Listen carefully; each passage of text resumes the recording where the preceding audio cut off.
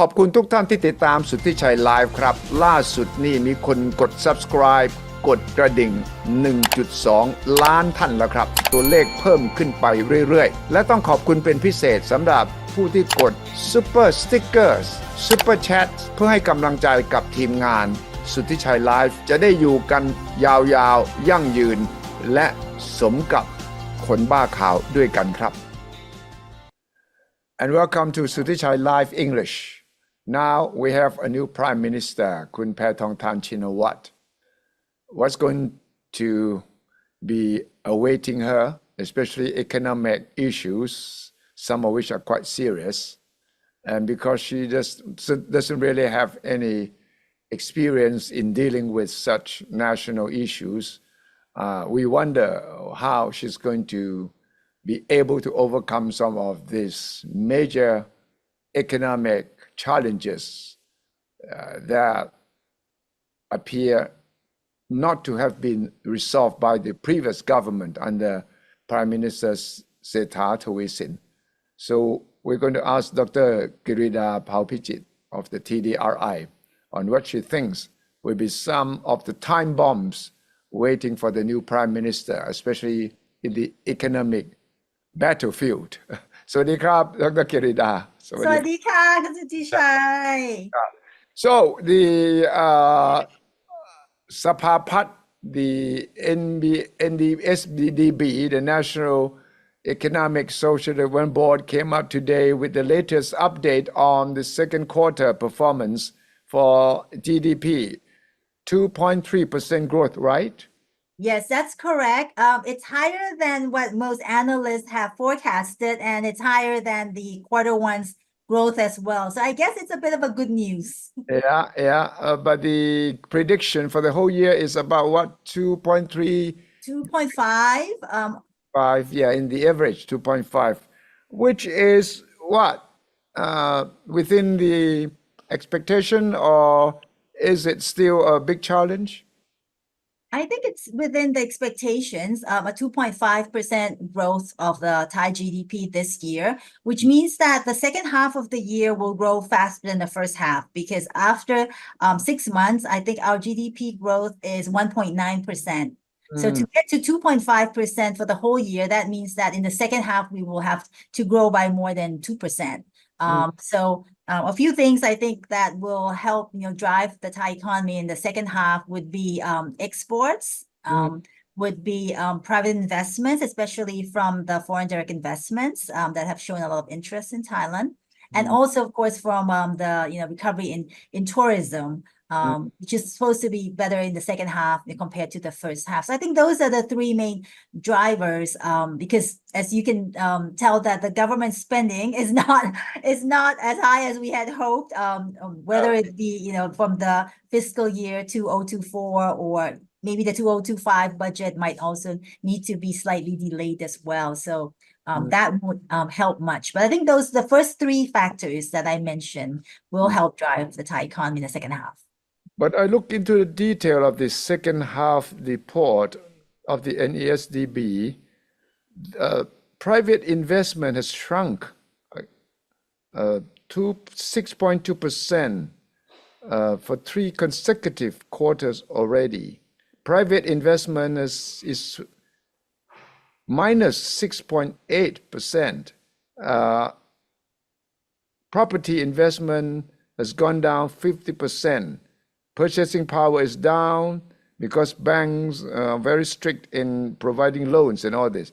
Are you worried about the drop in private investment? Of course, government investment has been slow as well, but what do the figures tell us? The minus 6.8 private investment for second quarter.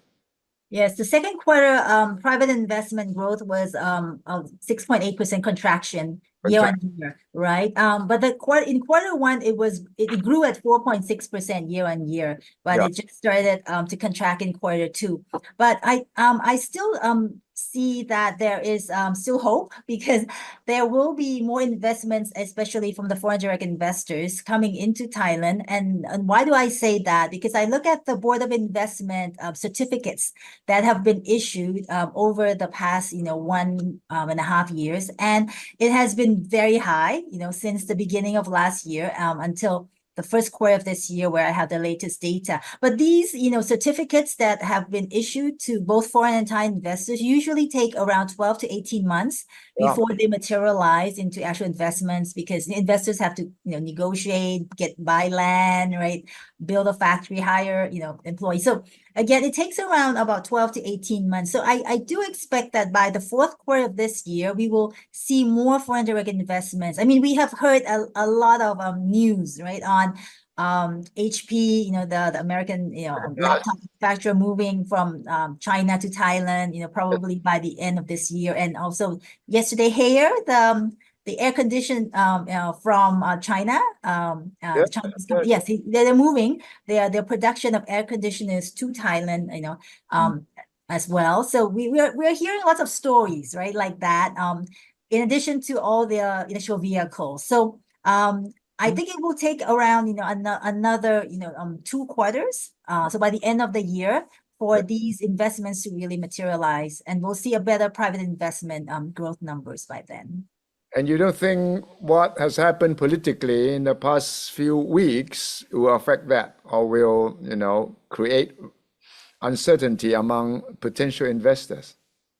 Well, I think for investors who have not decided, that might sort of raise questions in their minds. But since the new prime minister is from the same party as the previous prime minister, right, and the policies might not change a lot regarding foreign direct investments, and Thailand's openness for trade and investments should remain the same. But of course, again, we're waiting for the new prime minister to announce her policy platform to the parliament, and that's when investors can be sure. But for those who've already decided and have already received the certificates from the Board of Investments that I've mentioned, I think it's unlikely that they would change their minds, because as I mentioned, the policies around these industries will probably not change much. If I just could mention the top 3 sectors that the Board of Investments have been giving certificates, because there's so much interest in these sectors in Thailand. The first one is actually electronics and electrical appliances. The second one is actually what it's called biotechnology products, food for the future, biodegradable. So anything that you apply biotechnology to agricultural products, that's something that investors are really interested in to invest in Thailand. That's number 2, actually. Electrical vehicles, surprisingly, is number 3. It's number 3, right? So and actually number 4, close to number 3. This is in terms of value, is actually what the BOI calls advanced services or high value services. So as you can see, there are interests in investing in Thailand in these industries. So I still do expect that the policies around these industries have not changed, no matter the government is headed by Kun Sethha or Kun Paetongtarn. So what would be your advice to the Prime Minister? What kind of prioritization of policies in the economy? What are some of the time bombs along the way? I think the main thing is she needs to instill confidence in not only the investors but also the Thai people as well. And we'll talk about the domestic side, but on the external front, I think as we were talking, many investors are wondering whether some of the policies that Kun Sethha had discussed with them, will still continue, right? So I think one of the priorities is to instill confidence for foreign investors that the policies regarding investment in Thailand of all these modern industries will still continue. We're very supportive and we're still open for investments, right? So that's something that I think would be important on the external front, and of course to ensure them that we're not taking sides in this geopolitical sensitive world. We're still remaining friendly to everyone. I think that's also important for many investors as well, to decide where to put their their relocations, right, at the moment. So that I think on the external front is important. And I'm trying to think of Suthichai, what other projects that were, on the headlines, right? That investors are interested in, that those also had to be sort of mentioned in her policy statement, whether that will still go. For example, I'll just the land bridge, right? That- Would that still that- go through? Right? Or Entertainment complex, right? exactly, entertainment complex, or what else? Eastern Economic Corridor, EEC, will that still be continued, right? See, you need to spell out for investors that this will continue or not. But I think EEC will continue, unlike the land bridge or the entertainment complex, that's still pretty much still uncertain. Or even the minimum wage, right? Will it be increased, in October or not? Things like that, influence investors' decisions, right? Not only foreign investors, but also Thai investors as well. Right, right. But if the Seta government couldn't give any clear picture of all these big projects, how do you expect Prime Minister Paetongtarn to be clearer on these projects? Because they belong to the same team, and I think Kun Seta was very active, very enthusiastic. He was flying around the world. Do you think Kun Paetongtarn in the economic field will be more active, or be more specific, or be more, specific on whether it's going to go, or we wait, or we don't go on certain projects? Well, that's a very difficult question for me to answer, because Suthichai, I hope she would be. I hope she would be as active and clearer than Kun Setha. Now that she has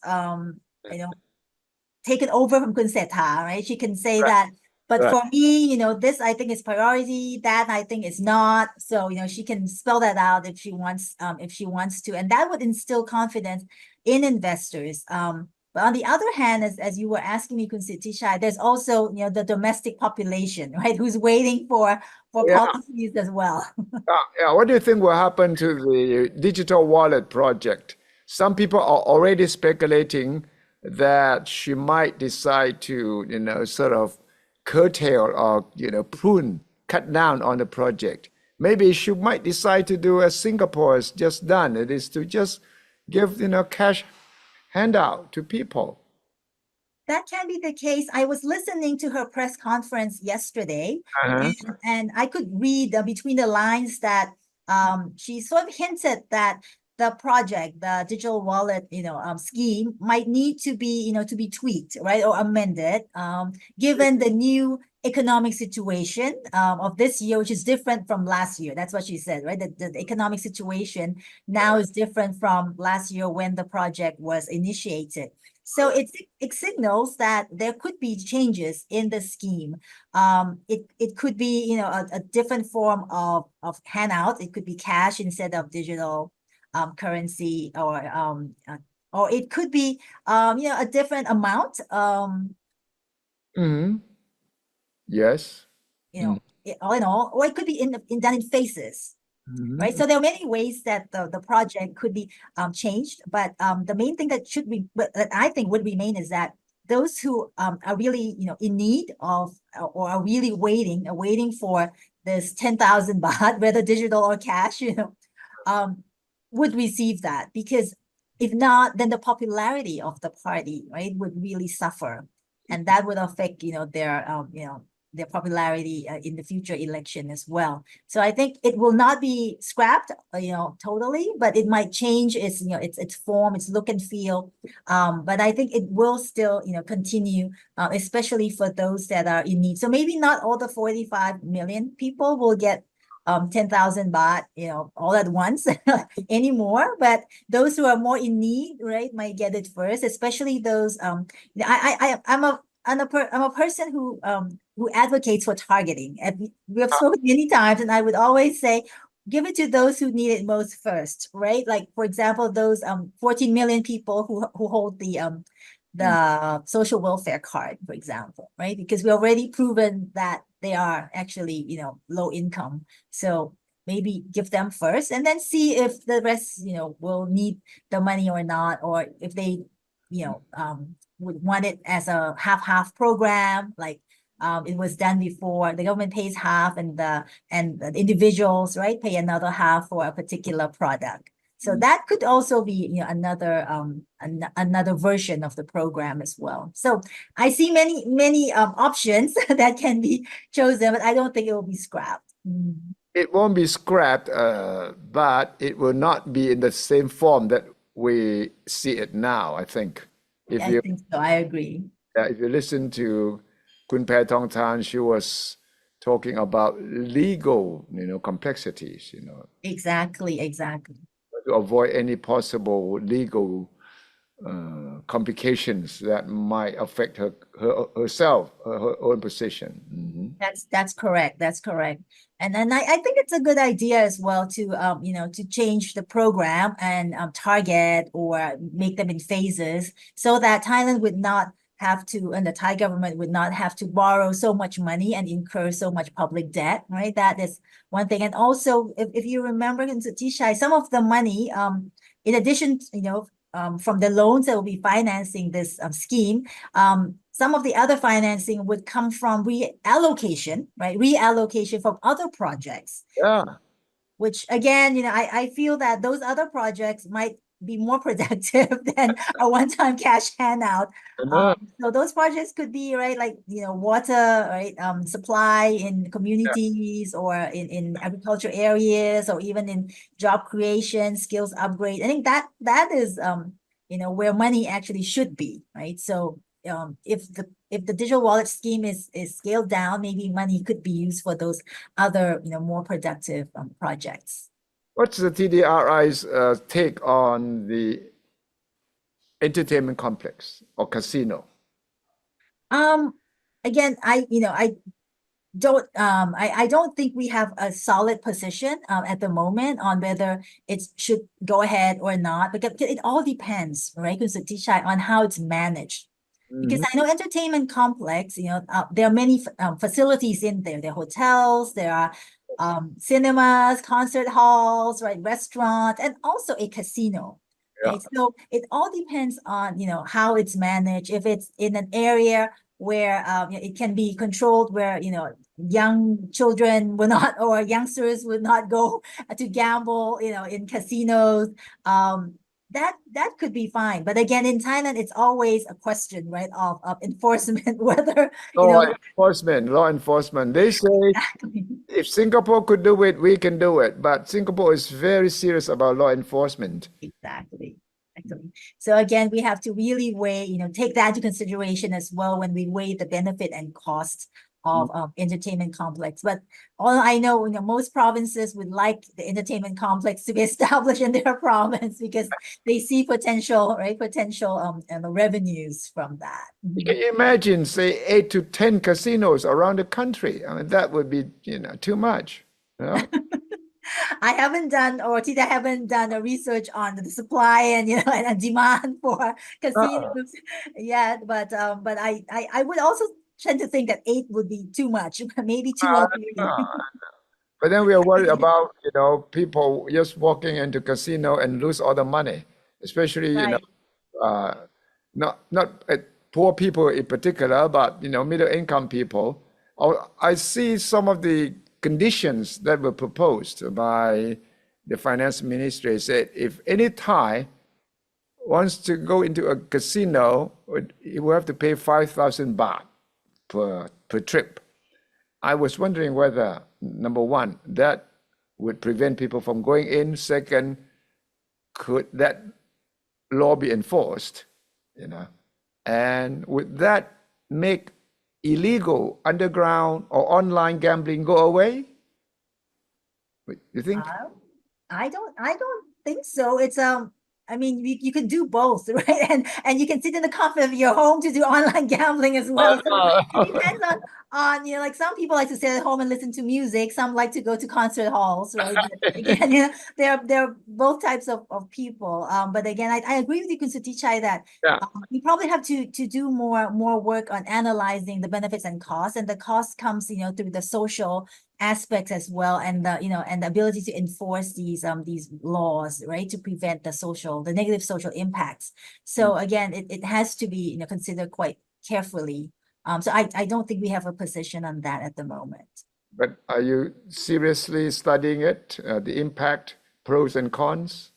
Not myself, but I have colleagues in the departments who are looking into this issue as well. Social, on the more the social side. Yeah, social side and economic side, I think that's important because now people who are against it have come up with, arguments. The government continues to say that it's going to help the economy. So you will find, Thai people arguing over this issue, just Exactly. like I think the economics of benefits are easier to calculate, right? But it's the social cost that is more difficult to calculate, and I think that should be factored in, not only considering the economic benefits that would accrue to that province or that area. But again, I think the important question is who will be looking after the economic policies of the Paetongtarn government, cabinet, so-called economic cabinet. Kun Pichai, who has reportedly been saying that is not coming back. Kun Pichai, the deputy prime minister, finance minister under Kun Sethar. So we don't see a real professional economic team in the new government yet.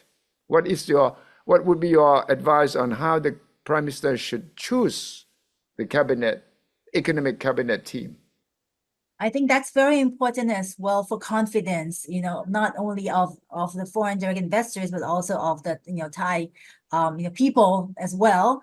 If the economic team isn't strong, then the confidence in the economic management of the country also suffers. So if I could give an advice to her, is that she should find someone who's very experienced, because she herself is perceived to be young and not experienced in the economic management, right, at the country level. So I think it would be wise to choose somebody who is well respected with lots of experience. Could be an older person to head the economic team. I think that would bring back confidence, because again, being a leader, being a prime minister, you don't need to be good or capable in everything, right? But what you need to be capable of is to choose good people and capable people to work for you.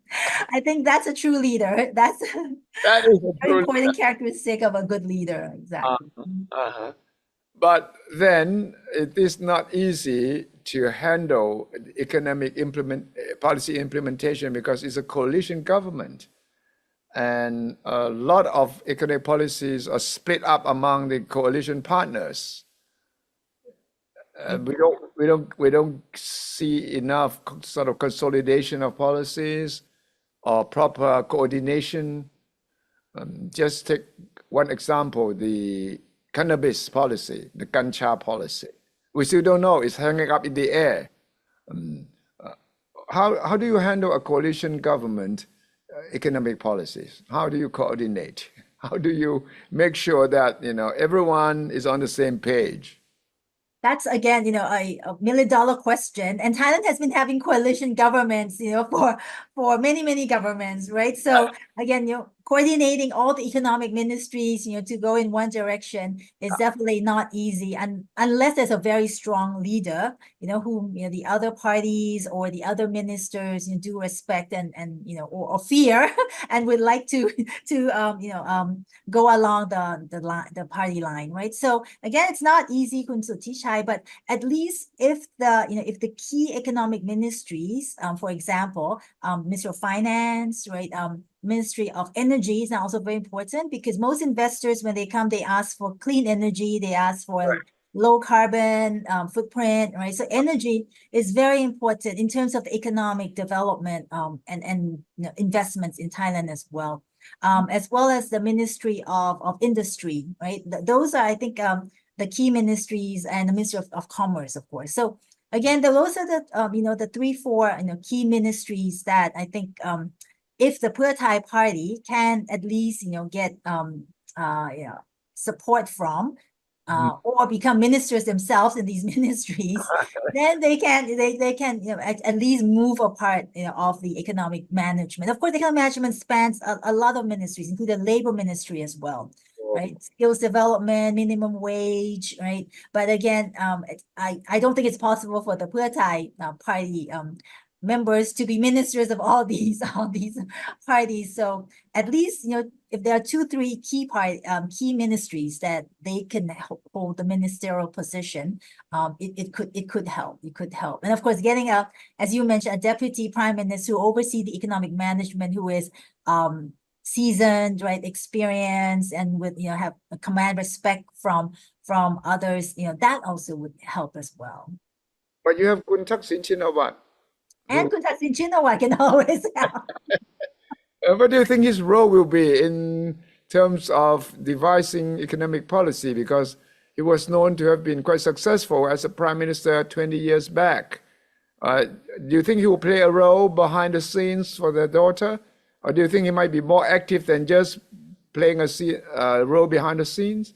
What would foreign investors think about this very strange composition of government decision-making process?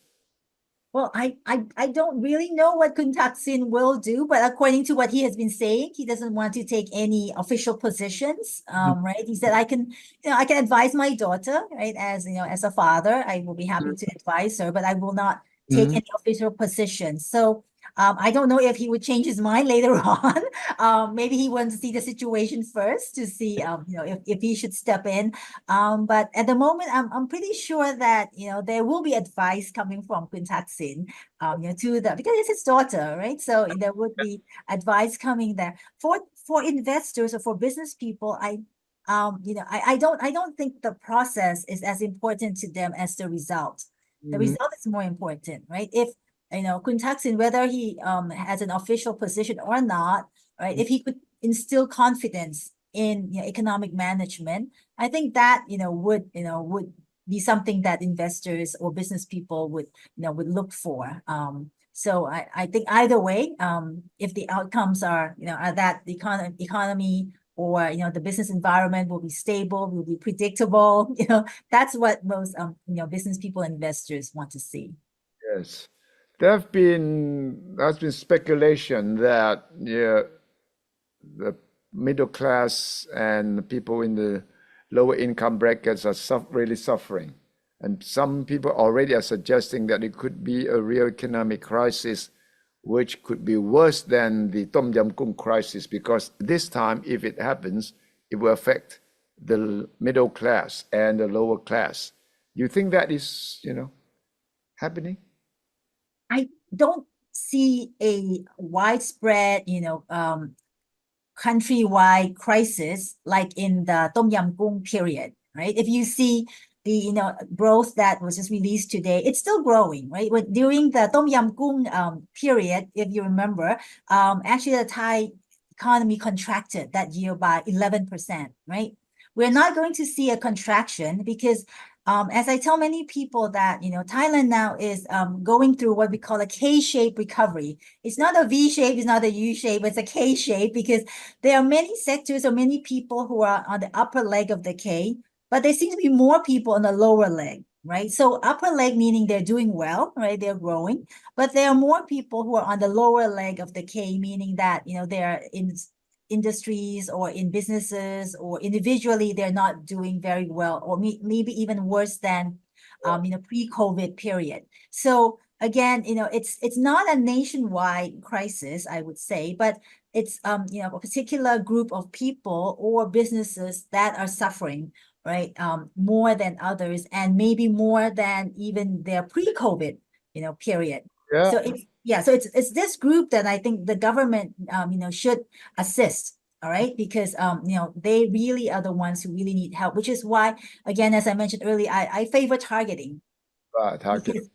Because you need to scratch where it really itches, and this is where it itches, and where really needs to be scratched, which is, these groups. So as you mentioned, there are, those who are in the lower income, households, especially those who might be in more traditional industries or businesses that are sunset at the moment and are facing lots of competition from abroad, for example, right? They are suffering. But if you're in sectors that are growing, like, digital, industries, right? Or tourism, that again, people whose incomes are growing, so you don't really need to help them.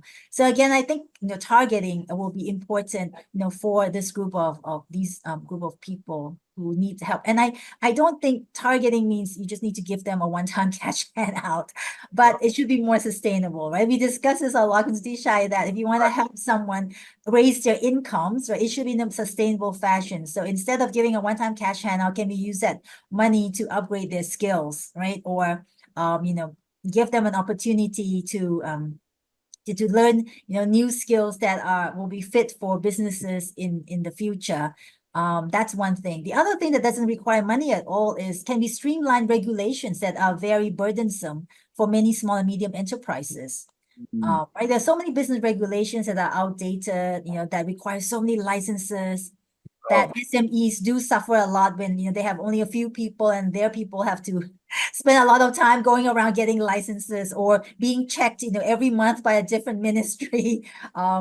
So again, these regulations, need to be, streamlined so that, it will reduce the burden and the costs for especially small and medium-sized enterprises. So again, these are things that I think we still need to do, and a new government would also need to think about if they want to, make people's incomes, rise sustainably.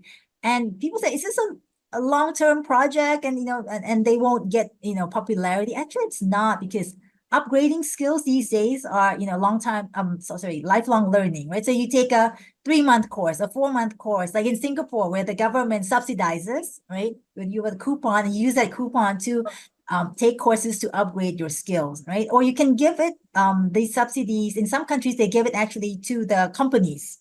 Right. The companies will pass it on, and say, okay, you can take, one day off each week to go and, do this training, right? And the government subsidizes through the companies. Again, that's another way. So I think it's not a long-term project or anything, but it has, has gains, right? Quickly as well. So it's a quick gain as well, including regulations. If you streamline them today, next month you will already see the results. Good. So, That's good. That's so good. it's actually not a long-term, Right. project at all. Right. Right.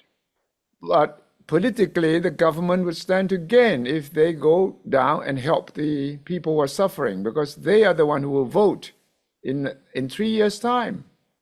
Exactly, exactly. But a one-time cash handout, for example, as I mentioned, it can be done only one time, right? And the election is not until 3 years, so you Enough. probably have to find money to give them every year, which is not possible, right? Given our budget, given our public debt. So again, instead of just giving a one-time handout, I think a better option would be to give people something like these upgrading skills coupons, right? That they could use and and raise their incomes over the next 3 years. When election time comes, they will still think of you and still elect you. So Yes. these Right. are things that I think would be more sustainable, both for individuals, for the small medium enterprise, and for the political parties as well. Right. If you walk the market, fresh market, I hear a lot of reports saying that, oh, half of the market is empty. People say they will have shut down our stores because we can't sell, people don't buy.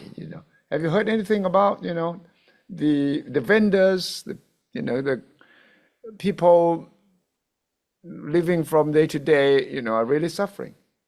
They are, and their purchasing power are down. So as I mentioned, it all depends on which which sectors or what kinds of work you're doing, right? So I agree that at the lower income or lower middle income groups, their incomes have not risen as much as the cost. I have to say, when I look at the data, incomes have recovered from the COVID period. During the COVID years, right, people did have any work, of course, their incomes really fell sharply. The incomes have started to recover back to the COVID period already. But unfortunately, right, it took them 3 years before they climbed back to their pre-COVID income level. but Yeah. cost did not wait, right? All the prices of goods, and did not wait. So, their incomes have not grown, fast enough to catch up with the cost of living, basically. So in net terms, their purchasing power, right, have declined. So that's why I'm not surprised, especially for the lower income households who have suffered a lot during the COVID period. But the middle and upper middle to the high income households, I'm not too worried about them because their incomes, first of all, haven't really fallen during COVID, and it has even now grown, grown some more as well. So again, I think it's, as I mentioned to you now, it's not a national economic crisis, but it's a crisis for particular groups that will probably need assistance, target assistance from the government. They are the people who need assistance most at the moment. Exactly. And you can start with those 15 million people or 14 million people who hold the social welfare card. Those are the ones who have been identified as, as low income.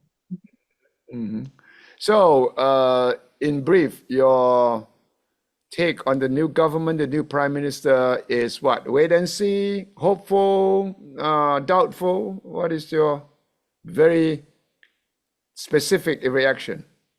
Well, I think my specific reaction in the beginning is a relief. Relieved. Yes, because when Vincetta was first removed, right, there was so much uncertainty, and we didn't know how long it would take, whether the new prime minister will come from a different party with totally different policies or not, right? And uncertainties are something that business people and investors do not like at all. And the longer they have to wait, they might change their minds, right, and do business elsewhere.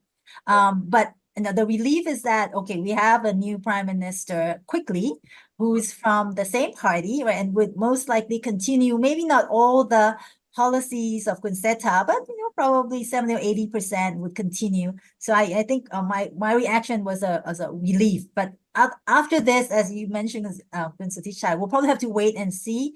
Would really love for her to have a cabinet formed quickly, and the announcement of her policies, of the new government policies quickly.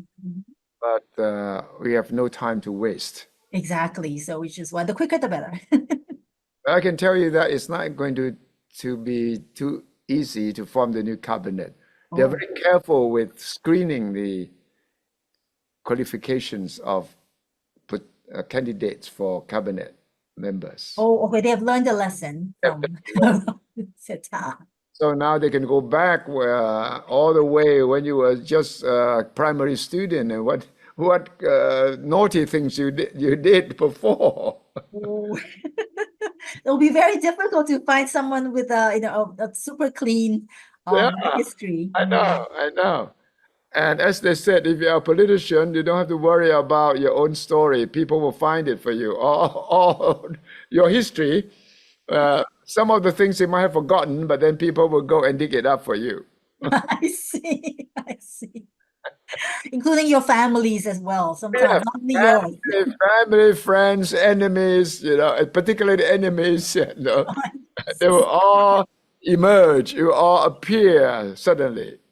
I see, but I hope they won't take too long, because as you mentioned, we can't wait very long. Investors won't wait very long as well.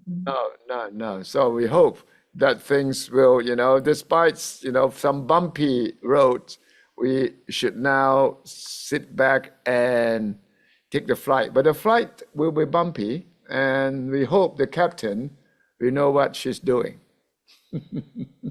Well, if she has good advisors, and she has her father, and right, and she has people to support her, I think she can navigate this flight at least until next election. Okay, thank you very much, Dr. Kirit. Welcome to Thank you. Suthichai. สวัสดีครับ สวัสดีค่ะ ขอบคุณทุกท่านที่ติดตามสุทธิชัยไลฟ์ครับ ล่าสุดนี่มีคนกด subscribe กดกระดิ่ง 1.2 ล้านท่านแล้วครับ ตัวเลขเพิ่มขึ้นไปเรื่อยๆ และต้องขอบคุณเป็นพิเศษสำหรับผู้ที่กด Super Stickers Super Chat เพื่อให้กำลังใจกับทีมงานสุทธิชัยไลฟ์จะได้อยู่กันยาวๆยั่งยืนและสมกับคนบ้าข่าวด้วยกัน